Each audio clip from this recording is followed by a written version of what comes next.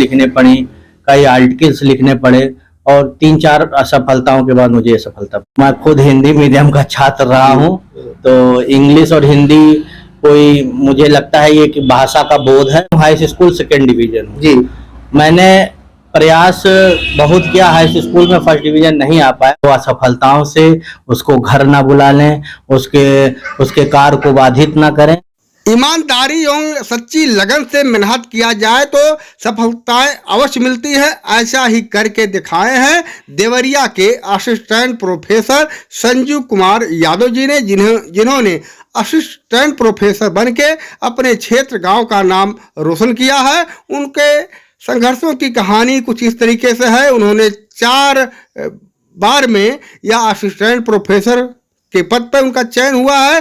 वो लगातार ग्रामीण इलाके से हैं और उन्होंने कहा है कि अगर छात्र मेहनत करें तो निश्चित तौर पे सफलताएं उन्हें मिलेगी। आइए हम मिलवाते हैं असिस्टेंट प्रोफेसर संजीव कुमार जी से और दिखाते हैं उनके पढ़ाई के दौरान संघर्षों की कहानी। क्या नाम सर जी आपका?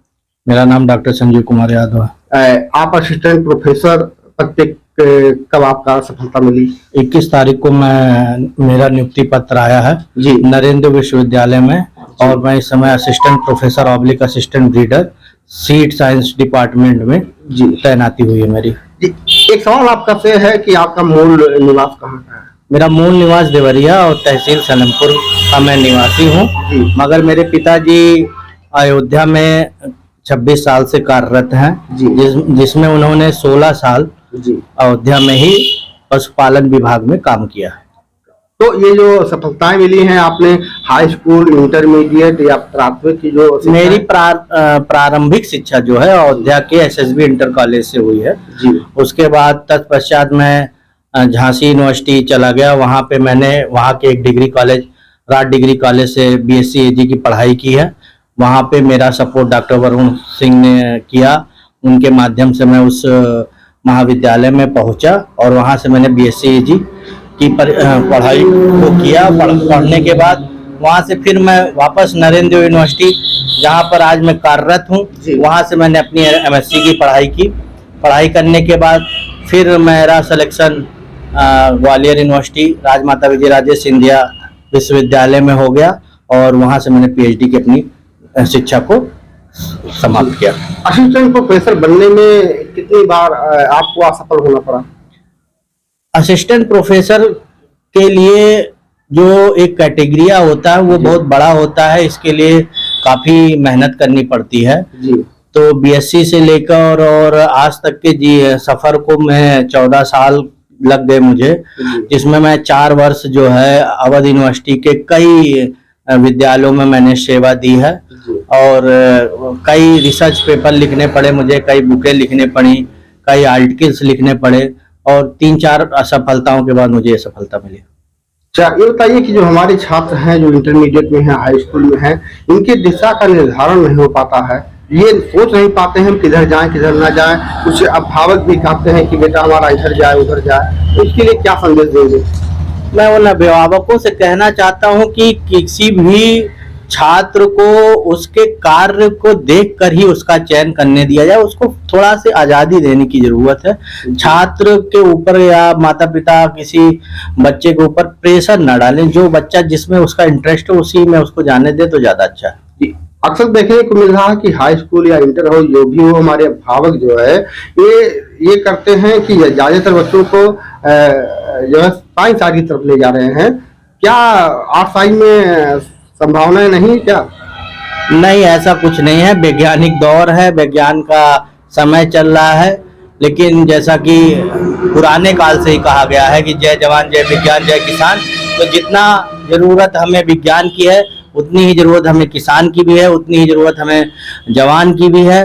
तो इस देश में अगर आप चाहते हैं कि कुछ परिवर्तन हो जाए तो इसके लिए कोई जरूरी नहीं कि आप वैज्ञानिक चीजों की तरफ ही रुझान करें या विज्ञान की ही पढ़ाई करें।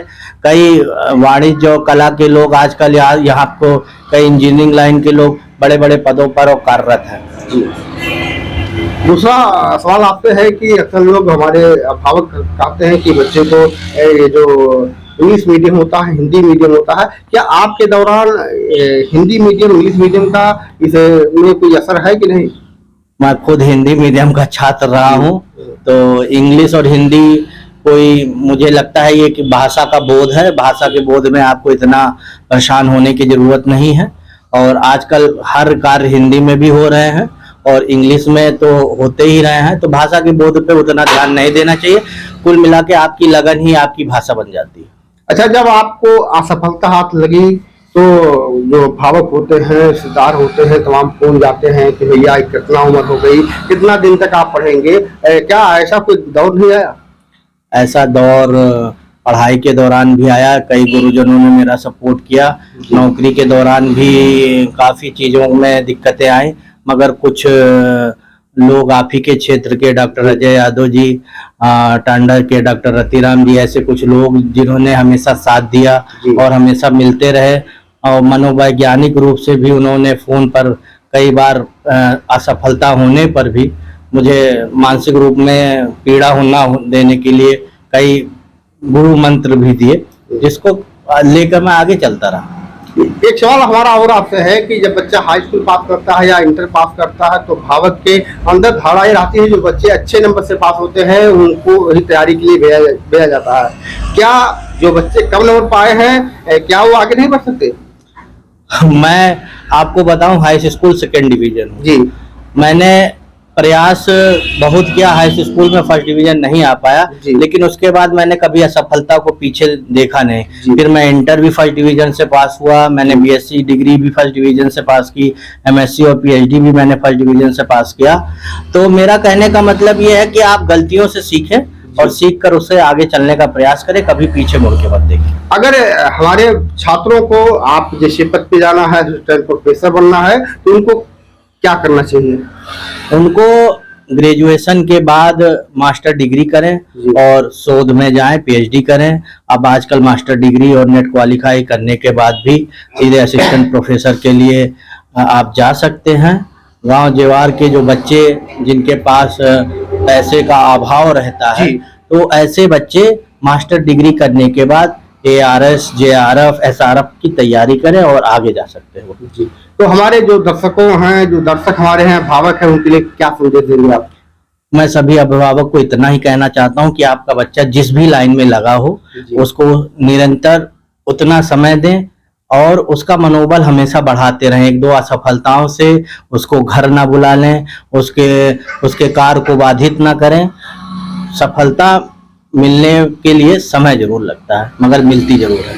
तो देखिए, आपने सुना है कि असिस्टेंट प्रोफेसर जी ने साफ तौर पे कहा है कि अगर आप मेहनत करेंगे तो सफलता अवश्य मिलेगी। आपका जरूरी नहीं है कि इंटरमीडिएट हाई स्कूल में फर्स्ट डिवीजन हो। अगर आप मेहनत करेंगे, निश्चित तौर पे आगे बढ़ने का काम करेंगे, जैसा इन्होंने किया है। इनकी जो सफलता का दौर था, आपने देखा कि ये हिंदी मीडियम से थे और हिंदी मीडियम से चल करके इनके पिताजी अयोध्या में एक नौकरी करते थे और उसी नौकरी की बदौलत ये काफी दिन तक वहां पर रहे हैं और इन्हें असिस्टेंट प्रोफेसर के पद पे इन्हें नौकरी मिली है। और क्षेत्र के और इलाके के लोगों को इन वीडियो को देख करके अपने बच्चों को आगे बढ़ाने में काफी मदद मिल सकेगी। आज के लिए बस यहीं तक। नमस्कार, धन्यवाद।